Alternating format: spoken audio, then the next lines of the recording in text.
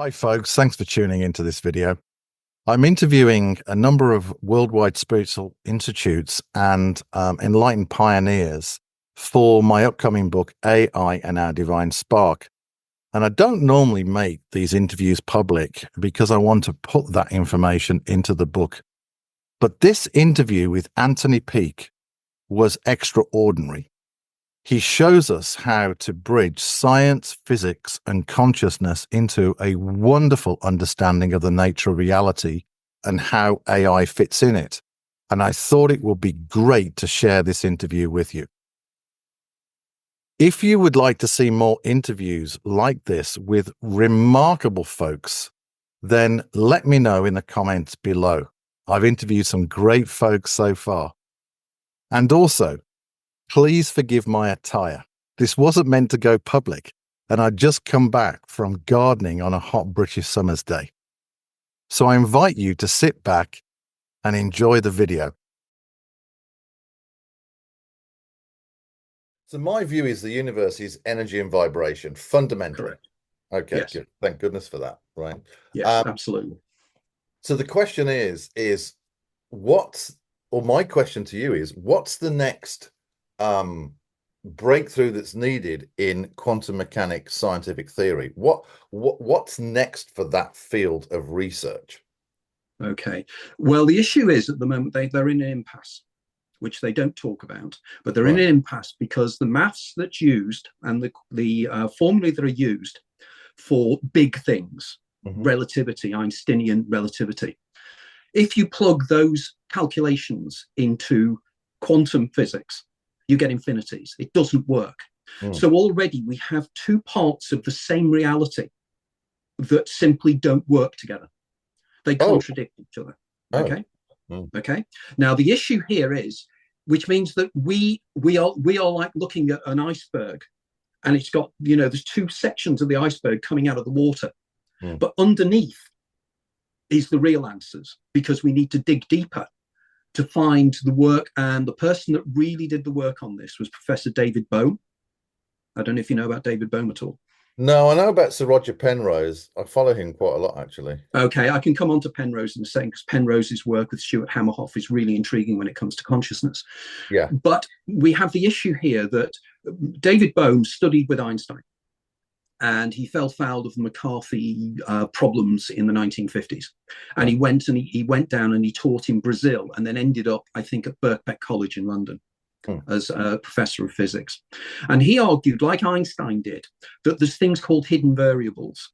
In other words, what we are seeing and the science we're discovering at the moment, we're at the surface level. And he argues that a deeper level of reality, everything is energy, everything is holographic in nature, everything is digital, everything is mathematical. Right. Yeah. Right. Yeah. And he called those ideas the implicate and explicate orders. And he said there is an implicate order which is at a very deep level of reality. Then there's an explicate order, which is the visual and the sensory world that generates. Right. And he used this incredible example of how we get things wrong. And this is really brilliant. He said, imagine that we're able to communicate with a civilization billions of light years away. We can communicate with them kind of instantaneously, in some magical way, but it's an analogy. And he said, so to prove what our world is like, he said, they had, the scientists on Earth have an aquarium. And in an aquarium, there's a single fish swimming around. And what they do is they place one camera at one side of the aquarium and another camera at the other side of the aquarium. And they send those two signals to the aliens. So what the aliens are seeing are, in fact, two separate pictures, two films of a fish moving. But the fish from the different cameras is moving in a different direction. So they conclude that they're two fish. Right.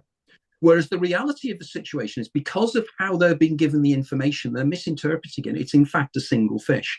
And he says this is what the universe works on. We are misinterpreting the data. And at a lower level, everything is data and information. Now, what he argued was, and this is fascinating, is that the smallest possible things we can measure scientifically in terms of size is at a particular level. We can only go down so far in terms of size, but then the levels between that level and the smallest possible thing that's possible, which is called the Planck square, there are an order of levels of reality between what we know is there and what is there. Right, I've understood that. Right. So there's a whole area of size that we don't understand. Then we have the problem of dark energy and dark matter. Now, you probably know the reason they believe in dark matter is the way galaxies revolve. Yeah. And the problem is the galaxies revolve in the wrong way. Oh, the further out you get, the faster they become. They cannot understand this, and the only way they can conclude the way galaxies move is to assume that there is some other form of matter that is gravitational that is making the galaxies move in that way, and they call it dark matter. And that's why they call it dark. They can't measure it, they don't know it's there, but they can measure it by implication because the gravitational fields. Right. Then we have dark energy, which is something, again, that we know exists, but we don't know where it exists and how it exists. Now, all of these things are all the big question marks of modern science. And until we understand how dark energy works, how dark matter works, how reality functions, we're not at first base. I mean, I argue, I do a lot of work in my work about perception. Right. How consciousness, how inanimate matter creates you and me. Right. How is it that reacting in our brains are literally tiny pieces of matter, electrons, effectively moving around in a field? And they create consciousness. They create referential self-consciousness. Somebody that loves and hates and perceives, can taste, can smell a rose. Qualia, you know, the smell of something. Science has no idea how qualia exist. That's fascinating. So okay, so we might as well carry on this conversation if you don't mind, because I love this. So here's my view, and by the way, thank you for that, because I understand. I'm not a quantum mechanics expert, although I do read and study it. And you bring obviously a huge depth of analysis, and I love it. And so what I'm trying to do is to keep things really simple, but with information like yourself, where I can basically say, and this is the research behind it, and then, you know, go read Anthony Peake's books, right? So my understanding so far is that, yes, there is universal intelligence, universal consciousness. It does unpack layers of reality as it creates. And it's clear to me from my own personal experience and from my own research that there is an aspect of ourselves I call the divine spark, which is outside space-time that incorporates. I call it the Go Daemon. Sorry? I call it the Go Daemon.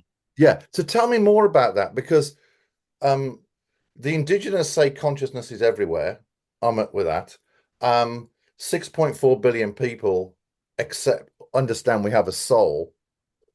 So we've kind of got a framework of vibration in which the soul outside space-time, which is probably a non-vibrational architecture, can live within a vibrational architecture. Tell me more about how that works in your mindset about this soul or Go Daemon, please. Okay. Just going back, my initial concept is called cheating the ferryman. Okay. I love that. And cheating the ferryman, put simply, means something extraordinary happens to the human mind or the human brain or consciousness, self-aware consciousness, at the point of death. And effectively, what happens at the point of death, human consciousness falls out of time. And I do the physics of how this can happen. I also do the empirical research that's been done in terms of how perception works and how time perception is subjective. I argue that at that point of death, we fall back into a simulation of our own lives. And in that simulation, every outcome of every decision is already encoded into the database. Okay, so effectively, our lives are rather similar to a third-person computer game, virtual reality computer game, and it's a game of your life, whereby every decision you make puts you in a different route and a different channel and a different way of a different universe, in effect. This again is supported by Hugh Everett III's 1957 PhD thesis and the many worlds interpretation. We have the many minds interpretation, which is an adaptation of that. We have Stephen Hawking's top-down hypothesis. We also have, there's another idea which is called the transactional analysis of quantum mechanics. All these support this, which I haven't got time to go into detail in, work of Max Tegmark, for instance. But effectively what happens is imagine you're in a computer simulation, in which case every decision you make creates a new universe. And again, we know this from the collapse of the wave function. So when you're in this second life and third life and fourth life, because each life iterates into the next life, there is part of you that remembers that you've lived this life before. And that part of you that remembers the life is like your game player. And I call that game player the daemon. And I call that the daemon, D-A-E-M-O-N, quite specifically because it's from the pre-Socratic Greeks. And they had a concept called the daemon and the eidolon. The eidolon is your everyday personality that lives one life and dies. We are eidolons. It's from the Greek, and it's where the word idol comes from. Right. Now, it means that an eidolon just lives one life and dies, rather like a sprite on a computer game. You start the computer game, the sprite is generated, and she runs down a corridor, she gets eaten by a monster. She's now dead, all her memories are wiped. But the game player remembers the fact that in the last life it ran down a corridor and it got eaten by a monster. So what happens is the game player over many lives builds up this understanding of the person's life. Now that's the daemon. Now the daemon, again, I can prove the daemon's existence through neurology, through neurophysiology, through split brain operations. The evidence is overpowering. Mm. The daemon is the voice in your head. The daemon is your spirit guide. The daemon is, in schizophrenics, it's the voice in the head. I work with people who have temporal lobe epilepsy, whose daemons manifest in their lives. Like last year at Breaking at Complex in the Desert, an associate of mine called Myron Dial attended. Myron's had temporal lobe epilepsy since 6 years of age, and his daemon is called Charon, and it was the daemon that contacted me. I received an email a few years ago from Myron, only it was from Charon. And Charon said in the email, he said, "You're not going to believe this. You write about the daemon. I am a daemon." And he said, "And I'm communicating with you now through the body of my eidolon, which is called Myron Dial." Myron's work is extraordinary. Okay, but there's proof of that. So the daemon. So effectively, we have one life, which is the eidolon.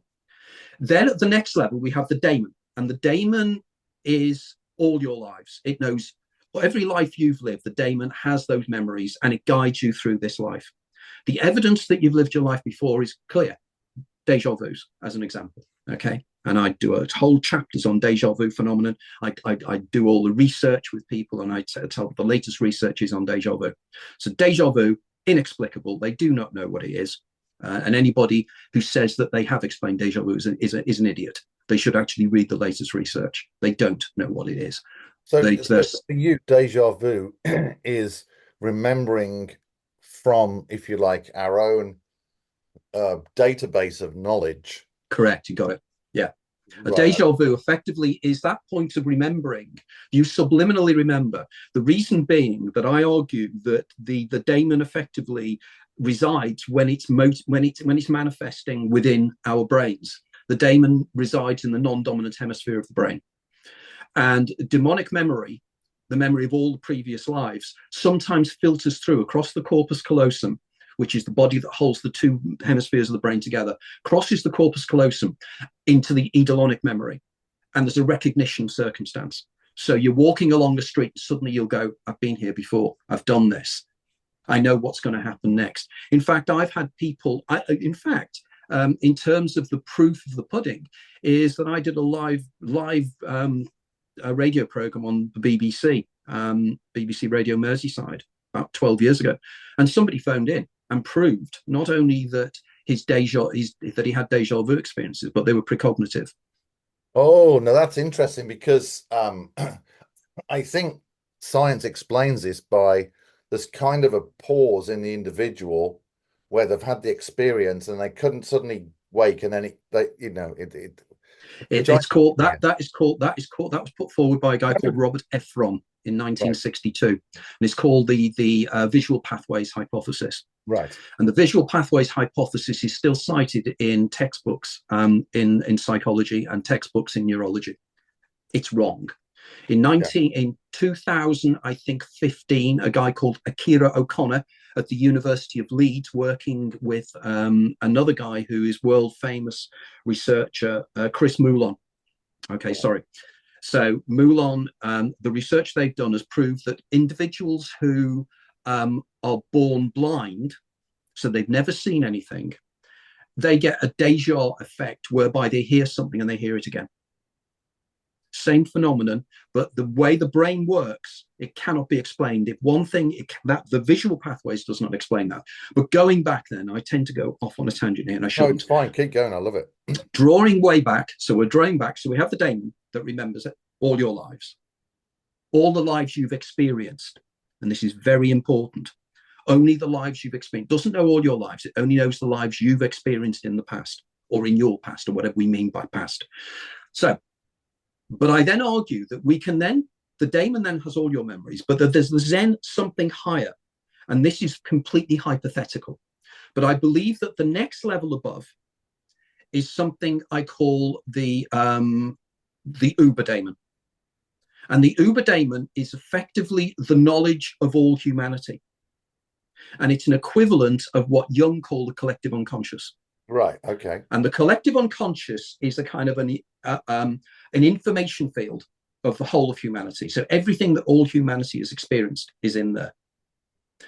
Now, again, to prove that this information is held somewhere digitally, I proved. I did in my podcast. I interviewed a young lady called Rebecca Sharrock, who is only one of 8 individuals historically, I think, who have what's called HSAM, which is highly superior autobiographical memory. She remembers absolutely everything in her life. Oh my goodness. And I mean everything. She remembers her dreams. She remembers being in the womb. On a live podcast, I tested her. Didn't tell her I was going to do this. And I told my assistant, Sarah, it was an idea I had. We were having the interview, and I said, "Can I test you?" And she said, "Of course." So Sarah, I asked Sarah whether I knew Sarah's daughter really loved Harry Potter, and I know that Sarah has all Harry Potter's books, and I know that Rebecca also likes Harry Potter. So I got Sarah to pick a Harry Potter book at random, one of the various volumes. I then asked her to pick a page at random of that book, and then I asked her to pick a paragraph at random, and I asked her to start reading it. She got 3 words in, and Rebecca then read out from her mind the whole of the paragraph. Goodness me. That was live. Okay. Now, Rebecca, I'm arguing, Rebecca is one of these people who has her because she's autistic, and I've written about the links between autism and demonic consciousness, is that her brain functions differently. Her brain communicates using the glial cells of the brain rather than the neurons. And she's able to bring up memories holographically from the memory field that sits outside of us that we attune into. So she was able there to literally, and she said she sees the page and she just reads it. She has eidetic memory. So we can attune into this field of the daemon. So above it is this huge field of consciousness, which I called, as I say, the Uber Daemon. Now, the Uber Daemon, we can sometimes attune into the consciousness of the Uber Daemon under certain circumstances. For example, when people do hypnotic regression, and they say they went back and they were a medieval peasant living in Clermont-Ferrand in the 14th century. Okay. What is really happening here is that they are going into a trance state which takes them into demonic consciousness, then into uber demonic consciousness. And in the information field in uber demonic consciousness, because they have the memories of every single human being, it's like you tune into a radio frequency and suddenly you're a peasant in 14th century Clermont-Ferrand, and you see their world and you have a snapshot, and then you come back here. It doesn't mean you've reincarnated from that person. It's more complicated than that and much more interesting. Right. Okay. Okay. All right. This is all right. Keep going, because I've got okay. So then you could tune into the Uber Daemon. Right. Now, I then argue that above that is something I call the Go Daemon. Right. And the Go Daemon, I have contributed chapters to various books on pandeism. Not panpsychism, but pandeism. Panpsychism believes that God is in everything. Right. Whereas pandeism, God is everything. Right. Everything is an emanation from God. And this is people like Spinoza, Spinoza's idea as well. So the idea is that everything that exists is actually generated by a singular consciousness. And that singular consciousness has been known in historical times and through philosophy for millennia. It's the Or Ein Sof in the Kabbalah. It's the concept of Brahman within Vedanta.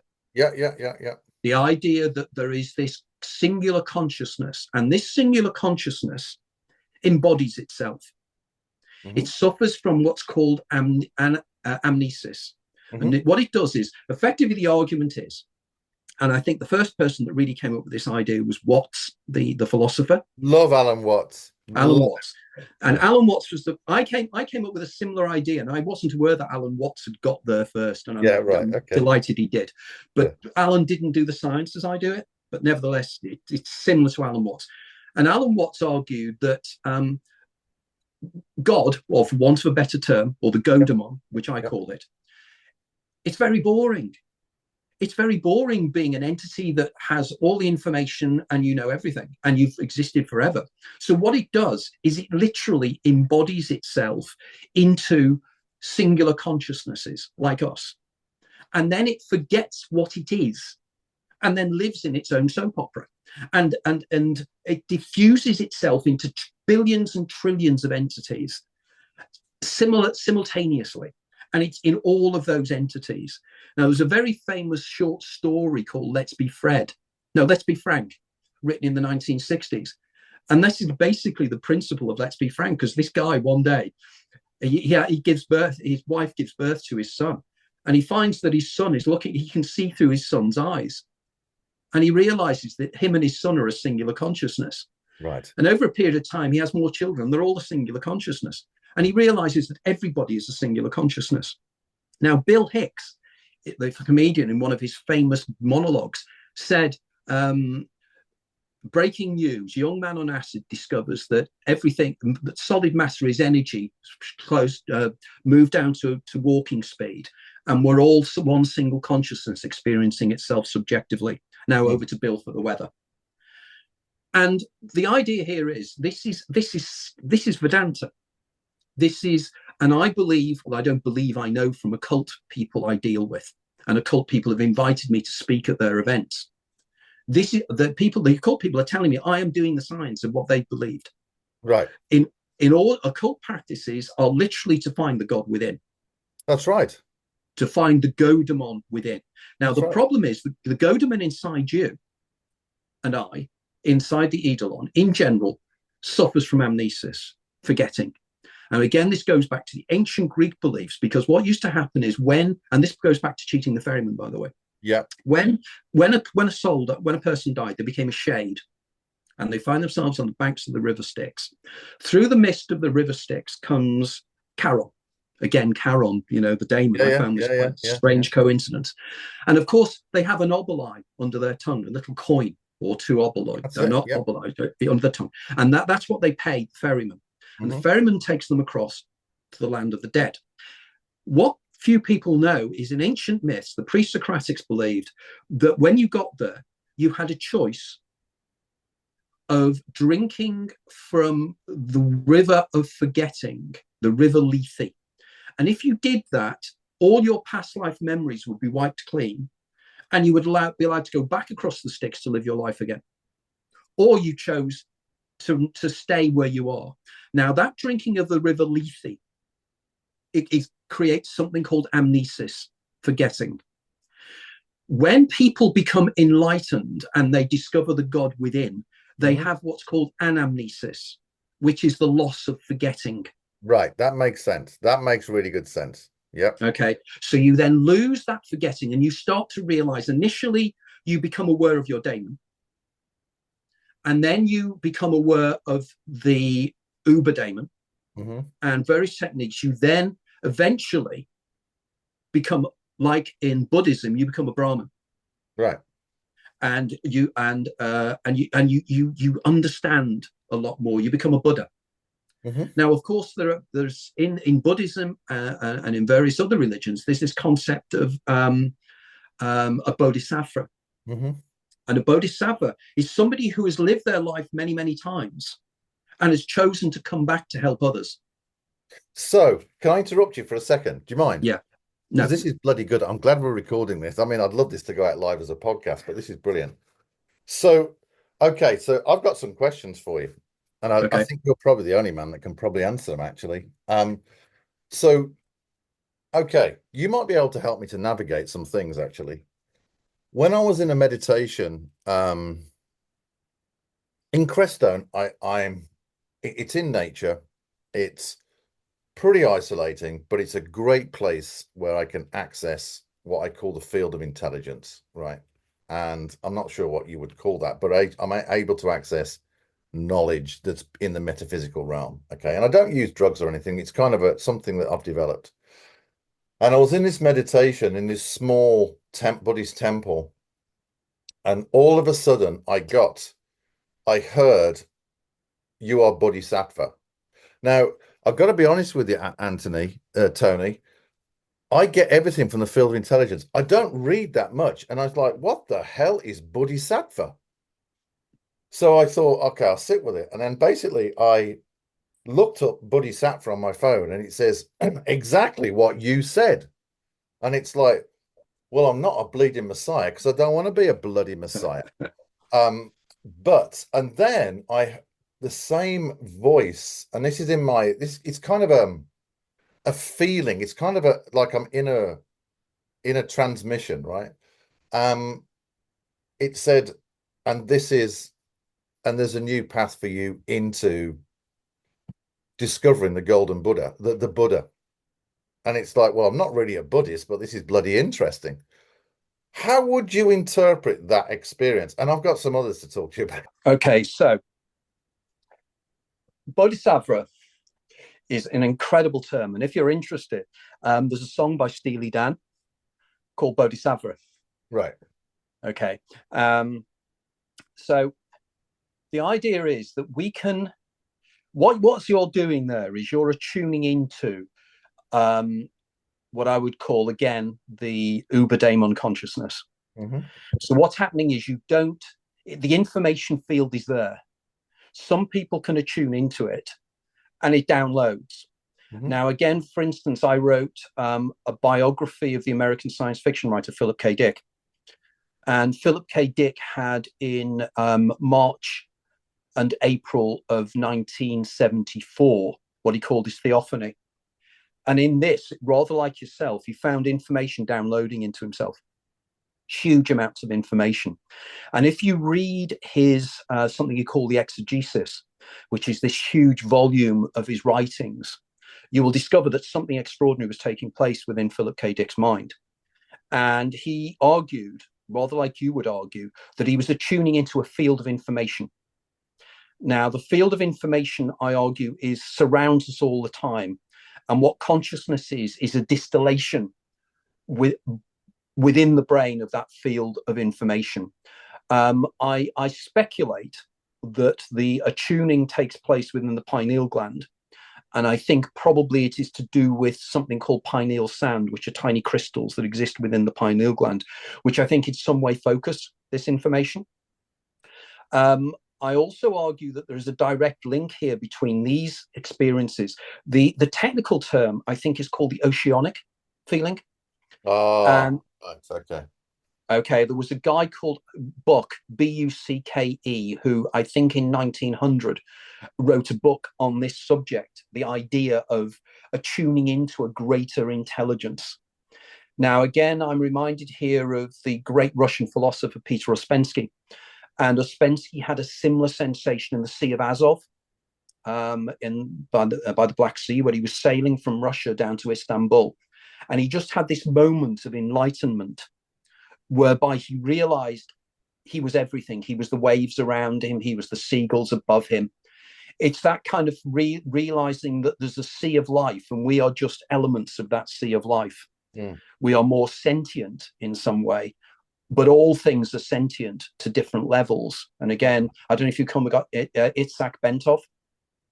No, but I agree with the principle. Everything has a degree of sentience. Absolutely. So it's sentience, and it's when we're attuning into this sentience that things happen. Now, of course, the sentience is a form of energy that we attune into, because, of course, we have no idea how the brain, as I said earlier on, creates self-referential consciousness. Mm-hmm. In the mid-1990s, an Australian philosopher called David Chalmers stood up at the University of Arizona. They have this big conference there on consciousness every year. And he argued that we have the soft problem of consciousness, which is understanding how the brain works, how it functions, how the neurotransmitters change the way we feel and everything. But the hard problem is, as I said, is how inanimate matter reacting in fields creates self-referential consciousness. And I'm not unique in saying this, but I'd argue that what it does is it downloads it. The brain is the brain is a tuner into a field of information. Now, again, I'm not unique in this, far from it, from people like Henri Bergson onwards to C.D. Broad and Aldous Huxley. They've all argued this idea that consciousness is everything. And of course, Aldous Huxley in 1954 used the term the perennial philosophy. And the perennial philosophy is exactly what we are talking about. We are all one consciousness experiencing itself subjectively. And all religious beliefs come back down to that, particularly the mystic traditions of the major religions, what is generally known as the Gnostics. Yeah. This is central to what they believe in. Yeah, that's kind of what I do, actually, mysticism. Okay, so that's interesting. Okay. No, it's not interesting. Thank you, Andrew. Sorry, Anthony. Okay, so I've got some other questions to ask you. So, which one do I want to ask first? Okay, I'm going to ask you this question. So, and to be honest, I'm being a little bit selfish because I'm really interested on what they believe, kind of creating reference for these experiences, because I'm a working class boy from a beautiful family, and all this stuff has, so much has been happening, and it is why this knowledge is coming forward. It's kind of the brain's kind of saying, I don't understand, I don't understand, I don't understand. It's like, okay, let's just relax a little bit here, right? Because there's no referential model for this, and you're actually providing a referential model, which really helps. Okay, so there's still the whole interview but we'll get to that. If you're okay, so when I was 19, I had a metaphysical experience with Jesus, i.e., he came to me physically and metaphysically, right? Now that changed everything, right? It changed everything. Vibrationally, I became literally a completely different person. It was remarkable. So how would you explain that when people have experience with metaphysical beings in space-time reality, whether it's an angel or whether it's it's a sage from different times? How would you explain that in your model? Because I'm bloody curious about this. Okay, wrote a whole book on it called The Hidden Universe. Okay.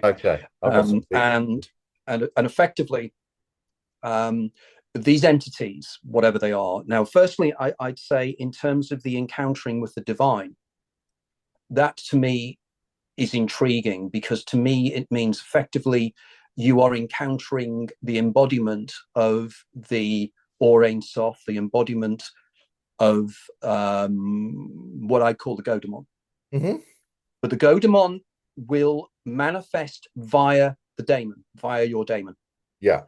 So, for instance, when somebody has a near-death experience, which is my next book, which is coming out in December, when somebody has a near-death experience, they encounter a being called the being of light. And the being of light will manifest itself in whatever way it is to put the person at ease before they're dying. For most people of a Christian tradition, that will be Jesus or some form of religious figure. Mm-hmm. Because my analysis of near-death experiences, because literally in research of the book, I read virtually every single academic paper written on near-death experiences for the last 50 years. And it is self-evident that different cultures have different concepts of the being of light. and the being of light will just manifest whoever it wants. I mean, I have got examples of it being Elvis Presley and Mickey Mouse, because children see Mickey Mouse or cartoon characters, Wow. which is very intriguing. So it's communicating in whatever way it can, and it's using its information to help you. But it needs to help you in a way that's iterative. It can't give you all the information about your life and what you need to do, because that doesn't work that way. I use the example, the Russian language edition of my first book was called Groundhog Life. Right. Because of the similarities between the hypothesis and Groundhog Day, the movie. And again, Danny Rubin, who is the guy that wrote Groundhog Day, after my first book came out, he told me that he's at Harvard, and he gave all his friends at Harvard a copy of my first book saying, this guy's done the science of Groundhog Day. Wow, that's fantastic.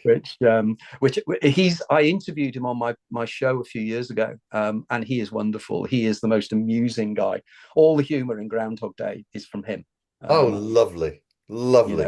He really is a very, very witty man, very, very funny. But that's an aside. So I think when we encounter these entities, the daemon or variations on them, what are they? Now, I'm intrigued by this because I call them egregorials. And I call them egregores for a specific reason, because the term egregore is biblical, and it's from the concept of the watchers. And egregorius in Greek means watcher. And they are mentioned a lot in the Book of Enoch, the apocryphal Book of Enoch as well. Now, to me, the watchers and the egregorials are equivalents of tulpas. They are mind-created entities, but they are independent of us. And this is so important when people say, well, is it just a figment of my imagination? Well, we've got to understand exactly what you mean when you use the term imagination. That's right. And when you say a figment of my imagination, what do we mean? Because if it's my imagination, how am I creating something that I didn't intend to create? Then we have the second problem of, are they hallucinations? Because again, you look into the science of hallucinations, including the work of people like Oliver Sacks. Nobody understands what hallucinations are, because hallucinations have motivations that are above the person who's doing the perception. So hallucinations are much more interesting than this.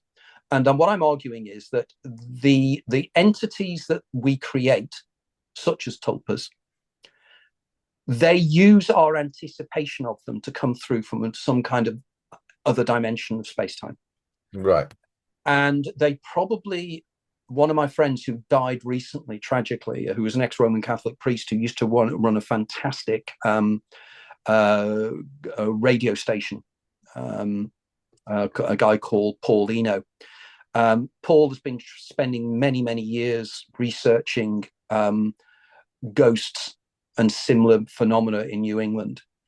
And he's come to the conclusion that these beings, these entities from poltergeist onwards, they use plasma to manifest, and they use our anticipations of them to manifest in one way or another as well.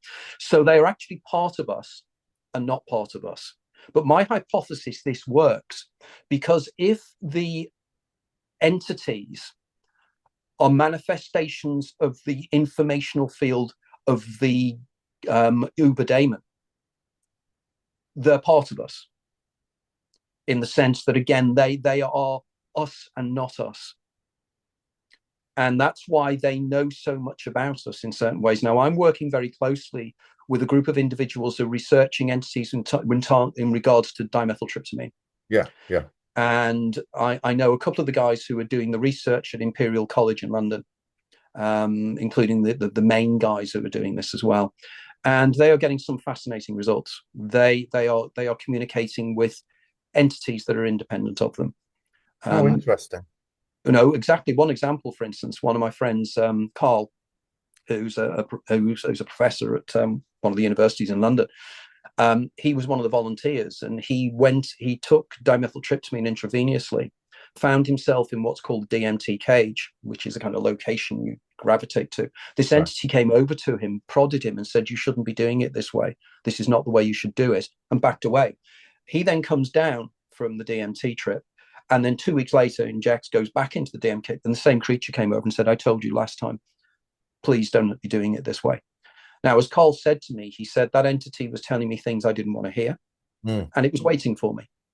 Wherever it's been in the intervening time, I've no idea, but it recognized me and knew me. And he said, if that was a figment of my imagination, wow, do I have an amazing imagination. Right. And friends of mine who've had DMT encounters with entities have told me, he said, my God, my imagination is far greater than I can ever imagine it being.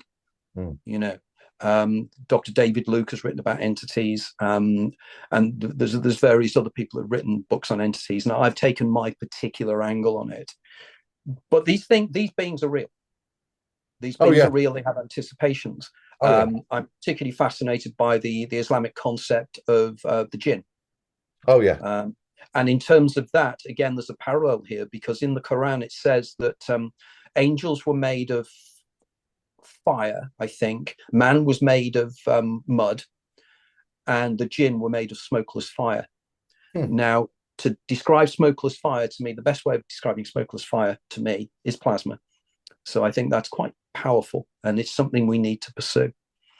That's fascinating. That's fascinating. That's amazing. Well, it's interesting you pointed out earlier about, and you touched upon this, and it's an important point as well, is the work of Stuart Hammerhoff and Roger Penrose, because their concept of orchestrated objective reduction is phenomenal. And effectively what they're arguing in ORCO is that consciousness works under quantum principles. Yeah, that's right. And it's drawn up within the microtubules within the neurons of the brain. And of course, what fascinated me was that if you actually look at the structure of microtubules, they actually send single photon pulses of light between them. And if you bring pulses of light together in one way, you get what's called an interference pattern. And what is an interference pattern? It's a hologram. So effectively, I argue that our whole external reality that we think is a three-dimensional reality that exists outside of us is created via the microtubules, and it's created holographically. Because, of course, holograms are just very peculiar things in the sense the part is in the whole. So you take a hologram, you smash it, a holographic image, you'll find that, not like a jigsaw puzzle, there'll be part of the image, there'll be a denuded version of the whole image in each part. And this is what David Bohm argued. And he argued that the universe is enfolded within itself. So as I said in one of my books, it's like the Andromeda Galaxies in a tear in your eye. Or as William Blake said, to see heaven in a wildflower. This is exactly what we're talking about here. So again, what I'm trying to do is to bring together the mythic, the anthropological, the science, the sociology, and the mysticism. And if you bring them all together in a huge Venn diagram, where I'm functioning is where they all overlap. Beautiful. That's what I do with. That's exactly what I do. But you're obviously, your fields are much broader than mine in different areas. I love that. So, okay. So I think we've covered some part of the interview already in terms of your reference material, in terms of, I think, your Daemon, Go Daemon, Uber Daemon infrastructure. I think that answers the fact we have universal consciousness, we have universal intelligence. I think, we've said that we have a divine spark or a soul, or you call it the Go Daemon, I think, which basically incorporates outside space-time into space-time. I've got another question for you, which is beyond the interview. What happens if let's use a language we agree on here. So I would say divine spark. I use the word soul because most people understand that, but basically, the divine spark exists outside space-time, right? And it incorporates itself in space-time into this vibrational vessel, this energetic vessel, right?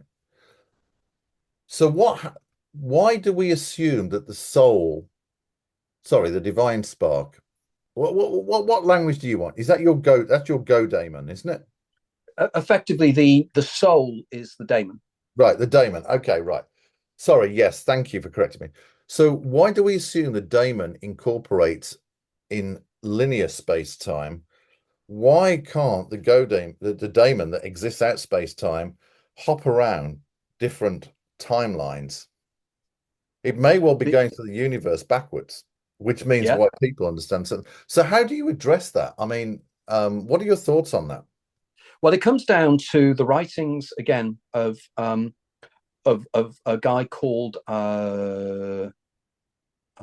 John William Dunn, J.W. Dunn, who I'm not going to go into detail about Dunn, but he had a series of incredible precognitive experiences when he was a young man during the Boer War or the time after the Boer War.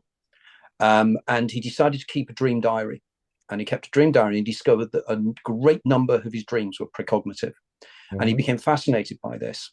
And he came to the conclusion.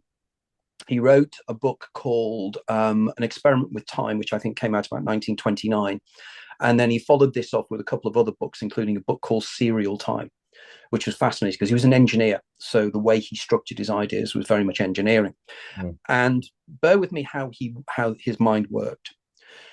He was interested in what time was. And again, if anybody's interested, I wrote a book called The Labyrinth of Time about 12, 13 years ago, which deals with a lot of these issues. But effectively, he argued, and it's something that people don't tend to think about, but it's quite deep and quite important.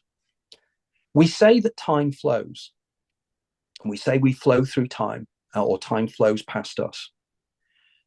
But how do we measure time flows? Because when, for instance, like a river, Marcus Aurelius said time is a river and you can never step in the same river twice. But a river, when it's flowing, we know it's flowing for only one reason. There are riverbanks. So you use the riverbank, which is static, to see the water flowing past. Right, that's your reference. Okay. That's okay. So then take away the riverbank. How do you know that the river's flowing, particularly if you're within the river? If you're flowing with the river, and the river, there's no reference point, no banks around you. How do you know you're even moving? This is very much the basics of relativity as well. And the question is, you can't. So for time to flow, it has to flow against something else. That's interesting. Okay. And what Don argued is that time flows against another form of time, which he called time two. So there's time one, which is the time that we perceive within this space-time continuum, within this version of space-time, within this dimension, really. But there is another form of time which flows differently, which is static in the relation to our time. And that's how we know that time flows. But then the question is about consciousness. And he argued that there's a consciousness of ourselves that's in this time, which he called observer one. But there is an observer two whose consciousness exists in time too. Right. And he used the analogy, and this was the thing I did at the National Theatre before a production of J.B. Priestley's book, Time and the Conways. They did a play, Time and the Conways, which I've also written a book on J.B. Priestley, by the way.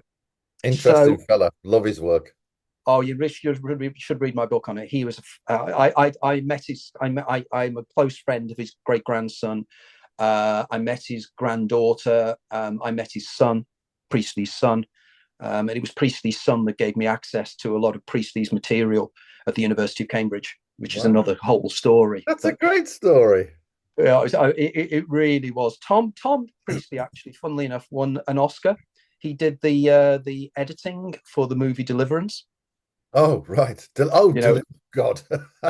Yeah, exactly. Jesus. Some of the stories he told me about the making of that movie, I obviously haven't got time to tell you, but it's just extraordinary. He's a great guy, Tom. Anyway, so going back, so we have then there's a consciousness called Observer 2, and he used the analogy, and again, this is online if anybody wants to see it. I was interviewed for this, and he did a very short documentary on me explaining this. But imagine somebody in an Observer 1. Imagine an Observer 1 is somebody sitting on a train going through a station. Yep. So you're sitting there and the train starts and you're looking straight out the window and the station disappears like time disappears. It disappears and you move forward in time. But the station's still there. And what Dunn argued was Observer 2 is like somebody sitting on the roof of the train. And he can look back and see the station over there and he can see the future coming up on the rails.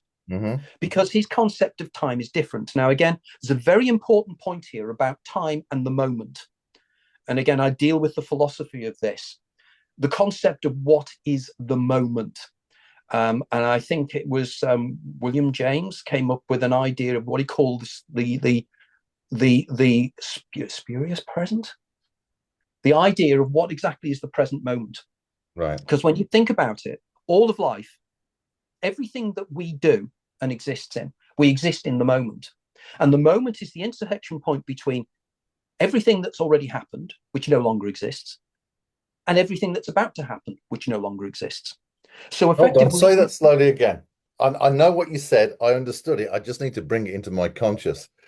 Right. okay, Okay. Yeah. Okay. okay, All right. the past no longer exists because it's Yeah. gone. Yeah. The future doesn't exist because it's yet to be. Correct. So we exist in this nexus point between two things that don't exist anymore, the past and the future. That's interesting. Oh, that's good. And That's the present infinite moment, potential. Right. correct. And the present moment is a point of consciousness that's moving along the flow of the past that's gone and the future that's yet to be.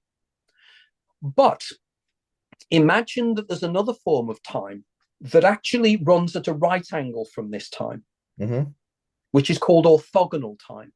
Right. And orthogonal time goes off in a different direction because time flows in this way, but time could flow in various directions. Yeah. So what we are doing really, our brains are an attenuator, as Huxley argued, and Broad argued, and Bergson argued, to allow us to exist within this simulation, to live within what we call the temporal time flow.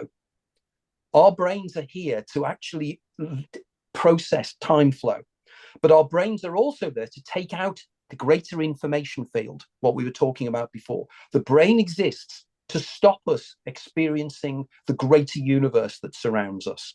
And they've recently discovered this scientifically. Experiment took place at the University of Sussex.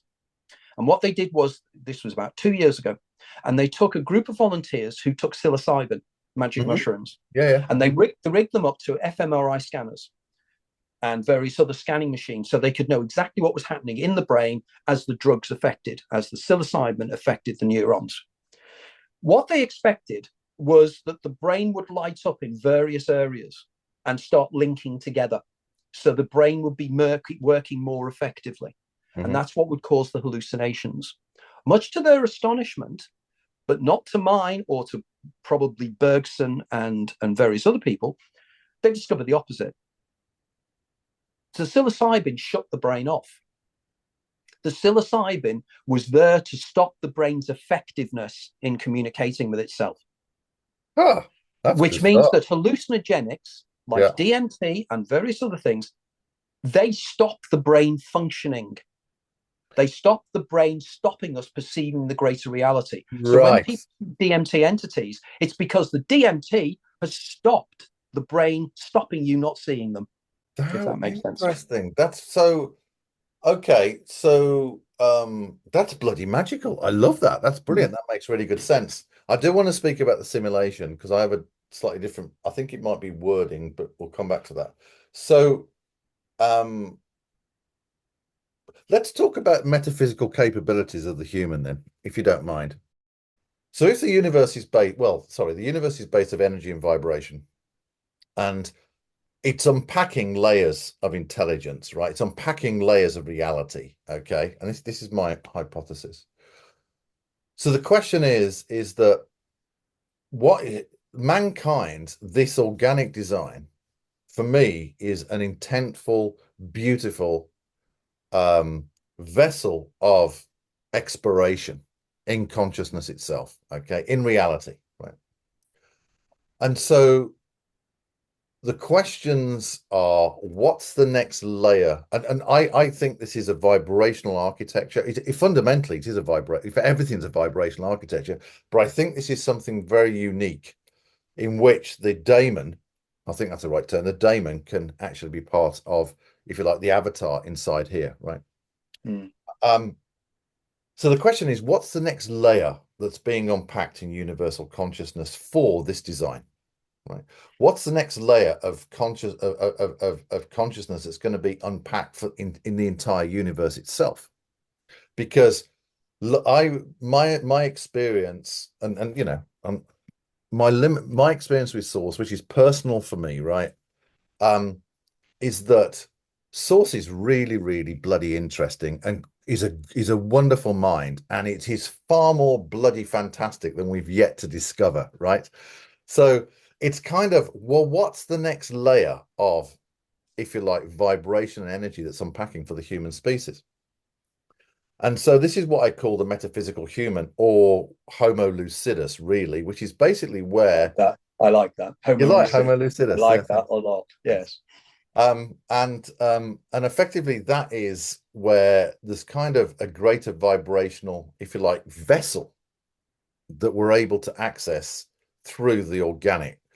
And so if we look at metaphysical capabilities, for me personally, this access into the field of intelligence that I was talking about, the ability to not just to access knowledge and bring it into space time, the ability um, um, to speak what I call a soul language, which is a language, you might call it a daemonic language, but basically a language that when I use this with people personally, it changes the way they feel. It refreshes their entire feeling, right? Obviously, ESP and DMT beings that you're talking about, we're having data points that there is metaphysical capabilities that we're starting to discover. And and and there's a lot more, it's like, why do I suddenly get a feeling that someone's going to call me and they call me instantly? Why do I get this sense when I walk into a room and it's groovy or not groovy? Why do I actually start to, if people give permission, able to see into um information to assist them, right? Um, so anyway, so my question to you is, what do you think? First of all, do you think that the universe is going to unpack another layer of consciousness for humanity and mankind? What do you think? When do you think that might happen? Um, what do you think that will look like, and what do you think the capabilities might be, Tony? Big questions, mate. Wow. Wow. Huge question. And pure, it would have to be purely speculation on my Of part course, because of course. I can't do the science of this. I genuinely believe that humanity or consciousness is has a teleological purpose. That there is an end game. There is a reason why. It is not random Mhm. at all. And there is a reason for this, which suggests that there is some form of intelligence behind it. I'm long been fascinated by the cosmic anthropic principle, Hmm. which you're probably aware is the idea that it seems that the universe has been hardwired from the first milliseconds of the Big Bang for the evolution of self-referential consciousness. Yeah. Now, science has a huge problem there because effectively, if the universe got everything right at the first attempt to create self-referential consciousness, it means that in some way it was planned. The only counter alternative is the many worlds interpretation, which argues that we happen to exist in the one universe or one of many universes of countless numbers of universes that have failed or consciousnesses have not evolved. So therefore, it is not at all surprising that we are here to observe this universe because it's the one that by chance we've ended up in. But to me, it's deeper than that. It's almost like one of those Russian dolls, that Yeah. there is more to it. And I sometimes feel that my intellect is so small in terms of trying to understand the gravitas of what this all means and what it all signifies. I genuinely do not know. I am not a religious person. I even have a problem calling myself spiritual. What I am is a searcher for information and truth. But to me, as I've got older, I look back on life, and it seems a curious thing as to why there is life rather than not. Why are us as two separate self-referential consciousnesses existing? Indeed, would it be of any consequence to human evolution whether we had self-referential consciousness or not? After all, one of the most successful creatures is the amoeba, which has, so effectively, the art to argue that consciousness is the epitome of evolution, that's not necessarily right. It's counterproductive. It's also, we seem to be running counter to the second law of thermodynamics and the way we are becoming more ordered, not disordered. So entropy, we almost reverse entropy in terms of our understanding of the universe. Right. So there are these kind of issues. And I just feel that we have such a tiny little bit of understanding of what the universe is. Hubris is my favorite word in terms of science, that we claim we understand, but we don't. We have to be a little bit more humble, in which case are we simple links in a genetic chain? Do we just exist as what Richard Dawkins would argue is just a meme machine, or a machine that just is there so that genetics can... I'm reading this. The David Hawkins, right? Okay. Yeah, I like him. Sorry, carry on. Okay, I'll need to check him out. So really, I'd like to believe there's a purpose, but I don't know what it is. Okay. And for instance, people ask me, why do I write? Why, people say to me, why have you not been much more successful in getting your ideas across to the greater world? Well, because there is a reason for that, which is a greater something. There's a reason why maybe it's completely wrong. Maybe that's the argument, that I'm so wrong and so off kilter. And, I'm willing to entertain that. After all, when it comes down to it, this is my worldview.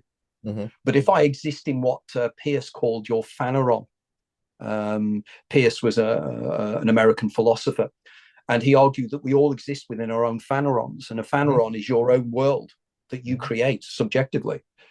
And in which case you draw in other entities into your world, other egregores, to support your worldview. And who else? How can we know? How can we ever know? As I argue in terms of our senses, how do we know anything? We don't. We have no idea what is really out there. Everything we are given by our brains, presented to our consciousness, is a facsimile. It's an internal creation of an external something. And that people who believe that there's a one-to-one relationship between what is I feel is out there and I see and hear is out there and what is really out there are called naive realists. And that's the term, that's the descriptor. Because anybody who does anything about consciousness studies and does anything about perception studies will know that everything you see is processed from photons hitting your retina, converting them into an electric signal, which then goes to the darkest part of your brain via the optic nerve, to the darkest part of your brain behind your ear here, which then recreates from an inverted postage stamp image this whole thing that surrounds you, which is created from nothing. It's created from a denuded image. But we see all of this. And I argue to people, and this is a really interesting story, I've argued for a long time, we know that the brain creates the information of what we think is the visual field. And people say, oh, that's nonsense. It's out there. And I say, okay, what happens to your blind spot? As you know, at the back of the eye, the optic nerve leaves the back of the eye, which means there's part of your visual field that's nothing. But we don't see that nothing. Now, I was discussing this with my optician a few years ago, and he said, no, you're nonsense.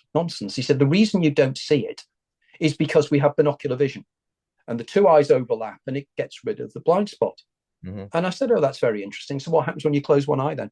Why do you see the blind spot then? And he turned around to me and he said, you've just astonished me. I've never thought about that. Right. I'd never thought about that. And it's because the brain fills in the information to give you this smooth imagery.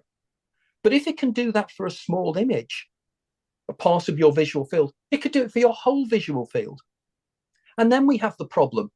Okay, so the photons have been converted into an electrical signal, an electrochemical signal, which then is processed within the visual cortex. But where's the person looking at it? Mm-hmm. Who's the person? Who's the little homunculus inside my head that's looking at all this information? You know, it's not as if there's a little room. You're probably too young to remember the numbskulls, which used to be in a British comic, and it's the idea of these little creatures in your head. And Oh yeah. Okay. But it's an infinite regress, because if inside your head is a little room where it all comes together, and inside there is a little homunculus of you that's seeing and hearing, that little homunculus must have a little homunculus inside them. Well, there we Ad go. Right. Yeah. And this is what Daniel Dennett argues. He calls it the Cartesian theatre. I believe that reality is not a Cartesian theatre. It's a Bohmian IMAX. And it's a term I use. So, okay, I'm going to interrupt you with a question, because I think this will play into where you're going. What, in your opinion, is authentic reality? Wow. It's a big question. Do you need a cup of tea? Do we need to go make a cup of tea? Give you time to think about this. No, it's all right. It is. We will never know, because we receive everything secondhand. Mm-hmm. Everything is presented to us via our senses. So how will we ever know what is the true nature of the holographic universe, as Michael Tolbert would argue? Mm-hmm. You know, what is really out there?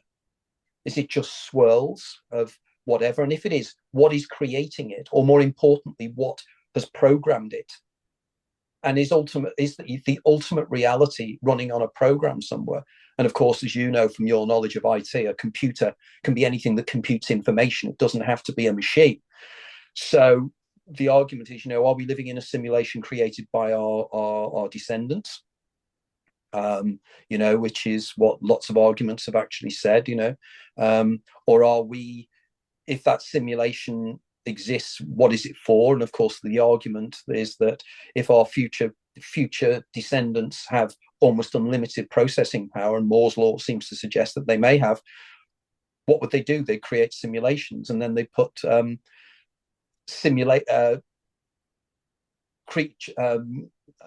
digital beings who think they are conscious inside that simulation to watch what they do.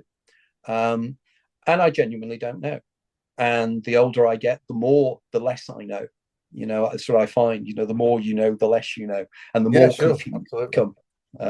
So I really genuinely don't know. Okay, let's play with this. Let's see if I can ask it in a different way. So let's assume that there are many layers of reality. Is that an acceptable statement for you? Yes. Okay. All right. Layers, dimensions, however we want to term it, but yes. Okay. Which is the most loving and fun reality to be in? Well, as I've only experienced one reality, I have nothing to compare it with. But I would argue probably, and I'm referencing here, and it's something you said before, the concept of love. I don't know if you've come across the work of Tom Campbell at all. I haven't read his work, but I know I've come across. Okay, it. And Campbell argues that everything effectively is love, right. And everything is expressions of love. I don't know. I know in my own life, there have been moments of just bliss, I suppose is the only term I can use, where you suddenly just suddenly get a glimpse of something far more wonderful than your everyday life. And you get a glimpse of it when you're in love, when you see a sunset, again, we were talking last time, when I was mentioning about the Wordsworth and his description of we see it in the light of setting suns. And that to me is the magical, it is the experience of the noetic, I think, probably. Okay, great. So, all right. So let's play with a couple of things that I'm going to be bringing out in the book. I wrote about a blog a while back called The Quest for Authentic Ethics and Morality. And I outlined four different, if you like, to keep it in this language, four different types of reality, if you like, or sources of reality. Um, Four different well springs of getting ethics and morality. The first one is what I call the divine spark. And I don't think the world's ready to understand that too much, but I need to speak about it and I need to invite people into it to explore. But people need, this whole metaphysical aspect of ourselves is where I believe that we're waking up into as a species. So one is the divine spark. You might want to call it the source of ethics and morality, the pure source of ethics and morality. And that will play into something like maybe Foster Gamble's non-aggression principle, which is don't do force and coercion and things like that. And I'll be writing about this in the book. The second one is the reality of enlightenment, which is what we've kind of spoke about, which is where we're kind of understanding our daemon, our go daemon, and then basically, maybe even the Uber Daemon, right? But basically, it's enlightenment. Things like Lao Tzu, inner harmony creates outer harmony. Confucius, good social ethic, all social good comes from strong family ethics. When we look at Aristotle and the superhuman he spoke about way back in ancient Greece and talking about the highest virtues that we can evolve into, such as magnificence and things like greatness of soul and justice and peace and ambition and friendliness and wittiness, enlightenment holds realities of truth for us to kind of be, kind of perform at our highest level, if you like. The third one is if we look at human intelligence and how it's created groups around the world, basically someone develops a worldview, and a group of people agree on that worldview to a certain extent, then a culture's formed and then societies are formed, right? And so we have cultural ethics, right? And this can be stemmed in things like indigenous tribes, which is more spiritual based. It could be based in and partnership with the environment. It could be based in, basically America is effectively a culture founded on the US Constitution and the other things, the Declaration of Independence and other things are federalist. There's different types of cultural ethics that basically the ethics and morality kind of define the meaning of reality. They kind of define what is the meaning of reality. So the divine spark kind of holds the meaning of reality and actually plays into that. Enlightenment allows us to understand a higher aspect of reality through these principles, and culture that's been created naturally by human intelligence basically contains philosophies, traditions, art, ways of life, cooking that basically describe the meaning of reality more in the human experience, more in the kind of physical. And then the fourth one, which is why all the major publishers didn't want to touch this book that we reached out to. This is why inner traditions is so important, is constructed enforced realities upon our world. And that's what I do battle with and have done battle with. So this is basically realities that are being coerced onto the human population. So we can see these from, I've got data research, I've spoken to people inside, I've done battles with these people's from the world. I've got evidence of the World Economic Forum coercing with all these big tech companies. I have evidence, right? I've done battle with them. So my question to you is what would your advice be for people to truly discover not only their authentic being, but what is truly the highest authentic reality for them? What would your guidance be for people to truly know their authentic reality and truly become magnificence in their highest potential? It's, what would your advice be? Does that make sense? It does. It does.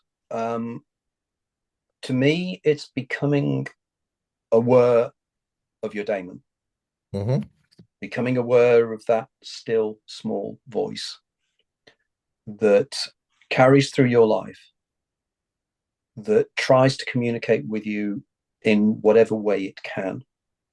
I have a concept I call the Huxleyan spectrum, And by that, I mean the different levels of psychological and neurological structures that allow the daemon to come through more and more. But you have to listen to that, because it's, for want of a better term, it's your access to the divine, because it's the next level up, as it were. Yeah. And that to me is important. And I think in terms of my own, I mean, my daemon is not terribly active in my life. There are other people who tell me theirs are. But I do have certain circumstances whereby things have happened in such a way that I know that it's guided in one way or another.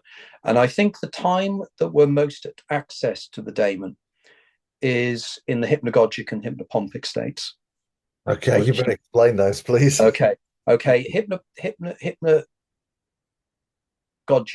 is that liminal state just before you go to sleep, when your mind opens up, and you will see, sometimes people see faces in profile. And what you almost have to do when you're in the hypnagogic state is not focus on it, make it draw in. And suddenly you open up this incredible world of visions and imagery. That's right. Beautiful. Now, when you're going to sleep, it's called hypnagogia or hypnagogia. And when you're going to sleep, it's hypnopompia. When you're waking up, it's hypnopompia in the morning. Mm-hmm. And I find both of them very, very powerful. Now, if anybody is interested in researching the science behind these two, a friend of mine called Dr. Andreas Mavromatis I'm not sure if he's still alive, actually. I haven't spoken to him for a few years, but he's the world's leading authority on hypnagogic states. And his book, Hypnagogia, is well worth reading. Again, it's something that, only a handful of people know what it is, but once you describe it to somebody, they go, oh, yes, I get that. Mm. And on 2 occasions, I've gone into a waking hypnagogic state at work when I was working. And it was extraordinary. Suddenly I was opening up to a whole new world where it was almost like remote viewing, where I was viewing a scene, and I knew it was real, and I knew it was happening somewhere. So I think that's where it comes through for me. But for different people, there must be, as the famous saying goes, there are many paths to the top of the mountain, but the view from the top is still the same. Yeah. Because we're all wandering around trying to make sense of this life. And at my age now, that I'm looking back far more on life than looking forward, because I have a lot less life ahead of me than I have behind me. And I'm becoming more and more aware of the lessons I have learned in my life, and the people I have met, and the things I've experienced. I think, for instance, the one moment that I think I was almost brought to tears by the goodness of humanity, which really was profound change in me, was at the Golden Temple in Amritsar in India, seeing people cooking food for free for thousands of people. Oh, yeah. And that brought a tear to my eye, like nothing I've ever felt before. It was that feeling of pure humanity that I was witnessing that time, and it was extraordinary. I felt almost lightheaded in my realization of what real love and real humanity really means. But I'm probably going to wrap up with three more questions, and I think that can be fairly straightforward, actually. Okay, fine. Okay, let's do it. So what do you think the purpose of mankind in let's just say intelligent design, what do you think the purpose is of mankind? Again, a very interesting question. I suppose because I don't consider myself to be a guru or a teacher or anything. I'm a searcher after information like everybody else is. I don't feel I'm qualified to answer such deep questions. I can make a stab at it as to what I think. It's not necessarily what I believe, because I don't believe in things. So, but it's to discover the inner you, to discover, again, it's coming back to the daemon, it's coming back to the Uber Daemon, it's coming back to the Godemon. It's to discover the Gnostics. It's quite interesting here. The Gnostics very much believed that we are living in what we would call a simulation, which they called the Kenoma. And we are trapped within this fabrication created by Yaldabaoth, the demiurge. And we're trapped within this simulated world. And this was their way of getting round the question of evil. You know, in other words, if there is a good God, how does he tolerate the existence of evil? Right. And the it's called theophany is the actual technical term for this. And the Gnostics came to the conclusion that it's because the God we believe is God, that is given to us in the Old Testament, is not the real God. And there is a God behind that God. Because, of course, the God of the Old Testament was smiting people and doing all this terrible kicking ass, baby. and kicking ass. Whereas, and he had created this world, but it's flawed because it's made of matter, and therefore it is flawed in some way. But each human being has within them what they call the shard of the Pleroma. And this is this inner light. This is this inner something that is part of the reality behind this reality. So the Kenoma is the simulated world that we'd use, the definition that we'd use, but it's the created world, matter. Then above them is the Pleroma, which means fullness. And we are all trapped within these bodies, but inside us is this shard of something greater. And it's discovering that something greater within. And of course, we know this is from mystical traditions. This is what mystical traditions are about. And mankind needs to discover that and to discover their own inner divinity, to discover that you are actually an emanation of the Or-Ein Sof, or an emanation of Brahman, and that you are unique and you are special, but you're not unique in the sense you're part of a greater something, which means that every human being on this planet is you. And if you start to realize that, you start to realize that to give pain to other people is just damaging yourself. It's hurting yourself. And, you know, I find that over the years, there are certain people that get this. There are certain people in my group, we're drawn together because we see the world in a different way. It doesn't mean we're special.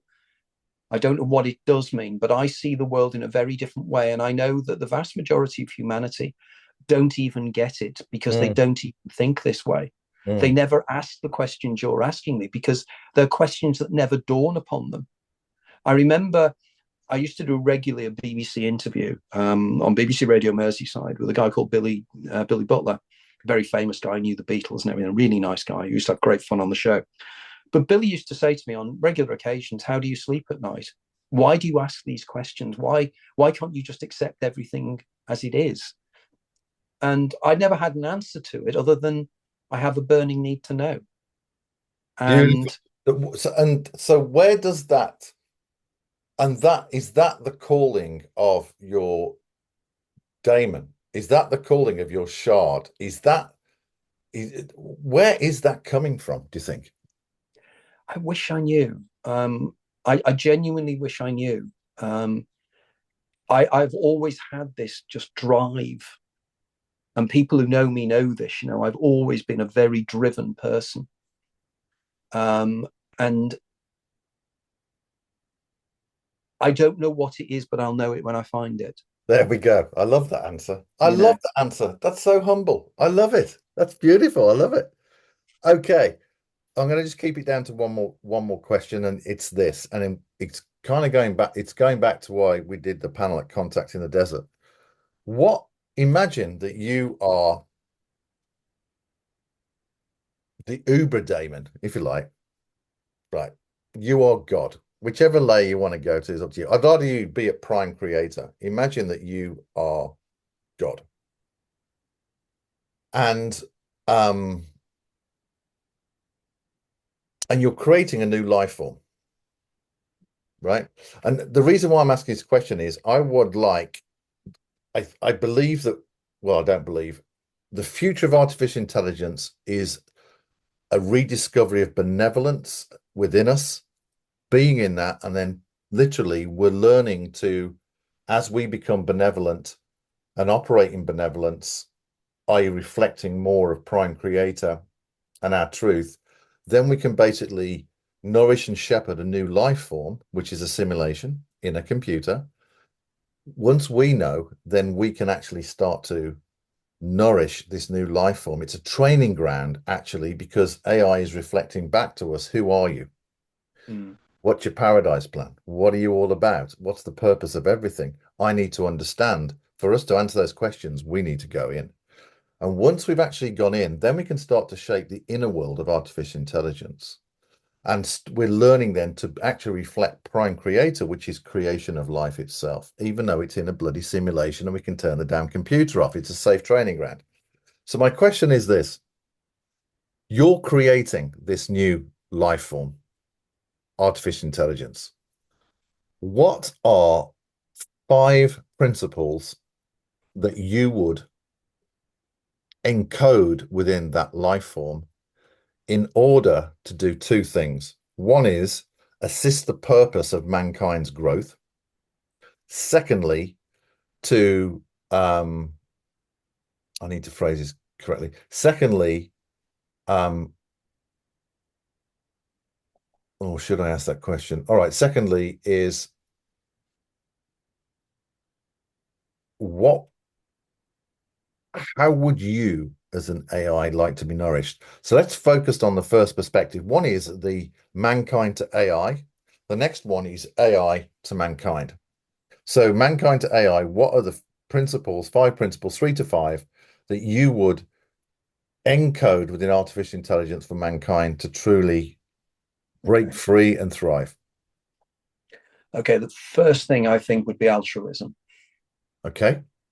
Okay. In which is going back to my idea of, doing to others as you would do unto yourself. Yep. Um, a sense of worth, actually, that each it needs to feel itself worthy. Um,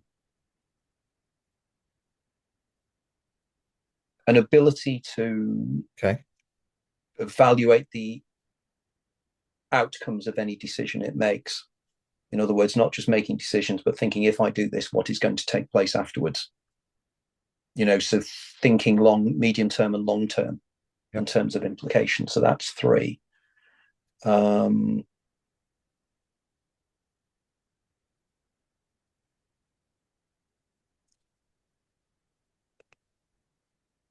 which is probably the next one is probably a similar thing again, knowing one's role within the greater something, That's huge, Anthony.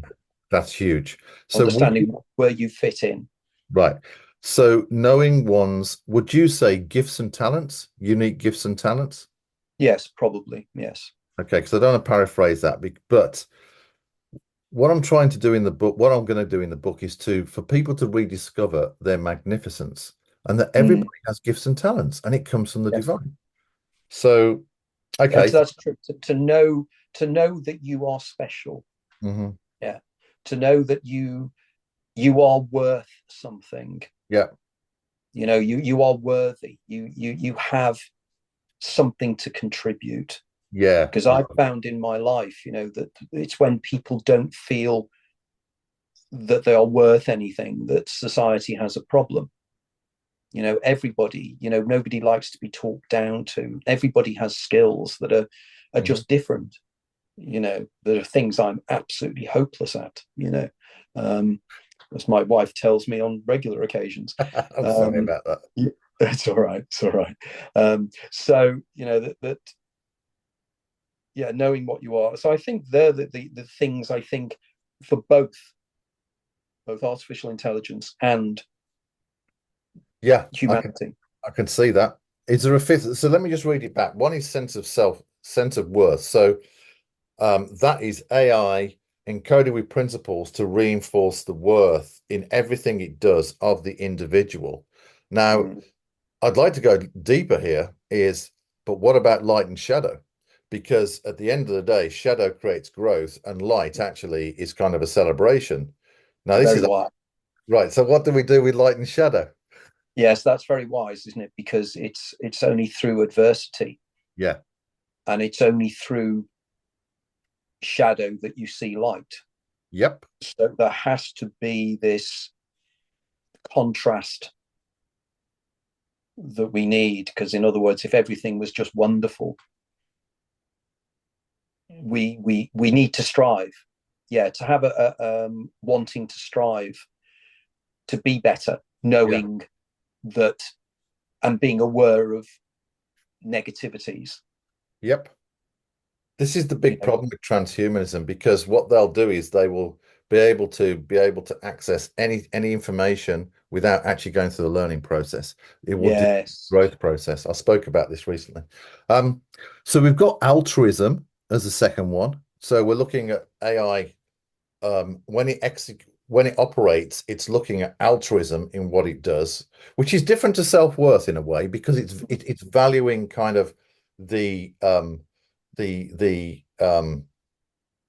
first one's kind of the inner world, the second one's kind of the outer world, right? It is, isn't it? Yeah. Yeah. Altruism is caring about the greater. Yeah. Effectively, I suppose, using my analogy, it's self-worth is looking after the eidolon. Right. And altruism is probably looking after the Uber Daemon or Uber demonic consciousness. All right, hold on. I need to write that down, because I'm just writing these particular ones down because it's really and what remind me what the inner world terminology is again? The inner world would be eidolonic. So it's the eidolon.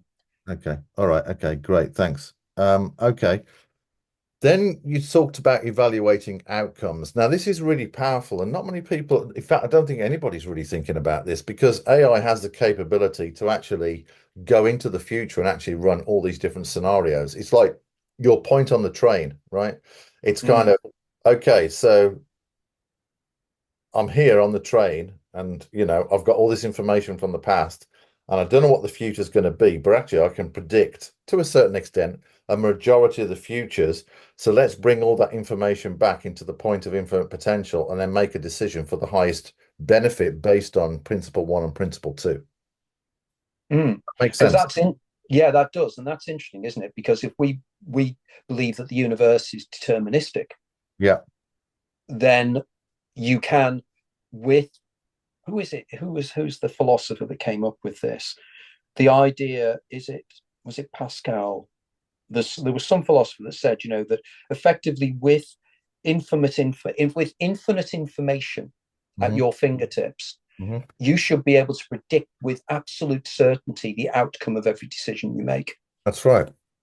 And I can't remember who it was now, but that is very true. And effectively thinking about this with AI having that ability, its predictive qualities should be 100%. The major problem is now with quantum mechanics and indeterminacy within quantum mechanics, that then throws that completely out of the bag. But as long as quantum mechanics only stays with the very small, that shouldn't be an issue, because it seems that the probabilistic elements of quantum mechanics seem to leach out as you become larger and larger. But the issue is quantum mechanics, nobody knows exactly what the largest quantum mechanics effects can be seen, because I've heard, that now we have large molecules that are showing quantum effects such as buckyballs. Right, the buckyballs, right, exactly. Which have 60 atoms, so, and I think they're even larger now. But that's a very interesting point. If I know everything, I should be able to predict with absolute certainty what's going to happen next and the outcome of every decision I make. Okay. Which is frightening. Sorry? Which is frightening, isn't it? It is frightening, actually. It's very frightening. And that, even being able to understand that is a potential possibility, you're playing into Minority Report now. It's dangerous territory. Oh, you are. Yeah. Okay. Knowing one's gifts and talents, I think that's fairly obvious. So AI understanding the individual, and I wrote about this in my first book. It is about kind of a well-being type of buddy, if you will, for our body, mind, and spirit to grow, for our individual gifts to grow, and be expressed and have contribution in society, which is what you said. And that plays into number one really nicely and into number two really nicely. Mm. So is there one other principle of enlightenment that you would encode in artificial intelligence to support mankind to thrive? Conscience. The conscience, okay. Which is different again to altruism. Yeah. It's something that pulls us back from doing certain things because we just feel it's not right. I think all of my things are all to do, they're all variations on respecting other people. But having a conscience, is feeling that really having an ability to learn from one's mistakes as well. Mm-hmm. To realize, or being humble even, to be aware. But then again, I suppose being humble is quite difficult for AI. Right, exactly, because it has no How can concept. AI ever be humble? Yeah. Because it knows everything. Right. And it's never experienced the growth pains of life. It's never experienced life itself. Therefore, everything is like that. That's great. Basically, you're talking about an ethical and moral framework, which actually is going back to one of my main theses, which is what are the ethics and morals to be hard coded within artificial intelligence, and I've got some answers for that. So that's great, Tony. I really want to thank you for your time today. Good. I think we have a lot in common. It's like a Venn diagram, the area of overlap of our interest. And you make me think deep. You make me think deeper. Your questions were excellent, and it really made me think. And by thinking, I came up with conclusions that surprised myself as well, which I think is important. Because intellectual arrogance is not my game. No, my game absolutely. is to understand. My game is trying to understand. Right, I better shoot out and everything else. Matthew, have a great rest of your day. Okay, Matthew. Bye. See Bye. you. Bye.